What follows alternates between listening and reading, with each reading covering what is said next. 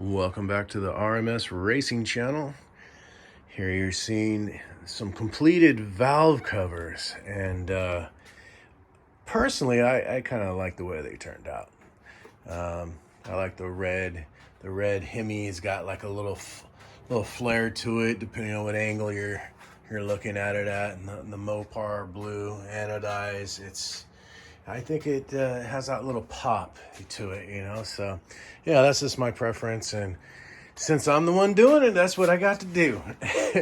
So, anyhow, yeah, you're looking at a completed motor here. The only thing left to do is fire it up. We still haven't gotten our distributor timing belt there, and this guy right here, that's supposed to show up here in about 3 days. So, about 3 days, we'll be able to go ahead and light this thing off. So.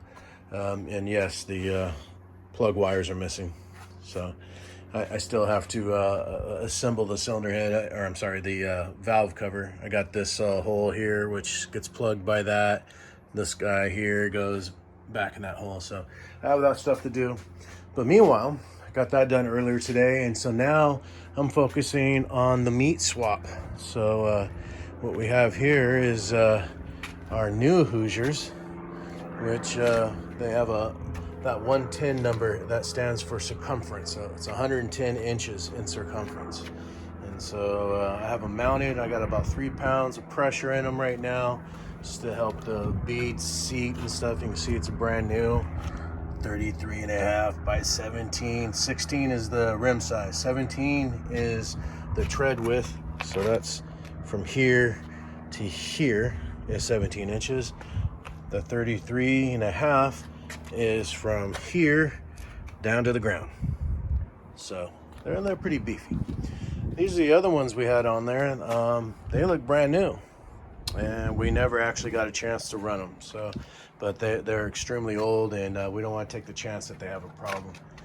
So anyhow, while I have the tire out off the car, I decided to do some some cleaning and stuff back here. So, this is what you have here. This is our rear suspension. This is our rear axle. And, there's a lot of stuff, a lot of story back here. It tells you things that are going on. One of the things that would occur the last time out, it actually happened, we had what's called tire shake. And that's what basically the tire no longer is round. It turns into like a spline, if you will, instead of a circle, and it creates quite a bit of vibration. It's a very violent event. Not something I recommend anybody do. It's equivalent of having a jackhammer up against your head and going at full throttle. So not something I recommend. However, when we had that tire shake this last time, excuse me, the tire got into the body a little bit, and you can see right here how there is the discoloration there. I'll move it over here, you can see it better. See that little discoloration of paint that's like right in the center of the screen right now.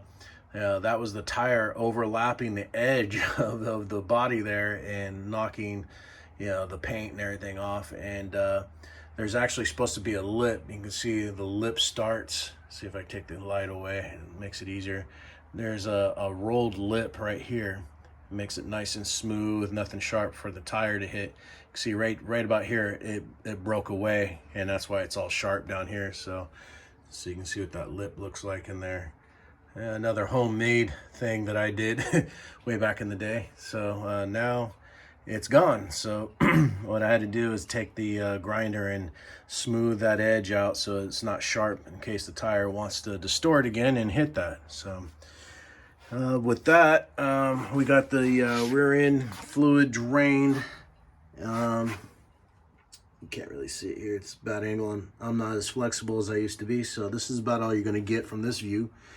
And I just went through it. These are our brake calipers. That's the hat, rotor, all that fun stuff.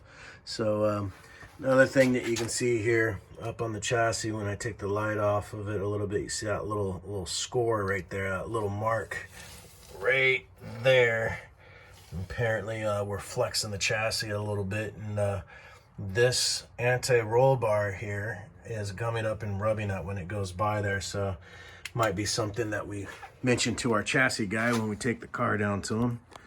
And that would be Gary Hansen at Hansen's Race Cars. So shout out to Gary, always taking care of us, great guy. I recommend you go there if you want a world-class chassis built. So with that, I'm gonna get back to it, put some gear oil back in the in the rear end, and slap this tire back on and call it a day. So until then,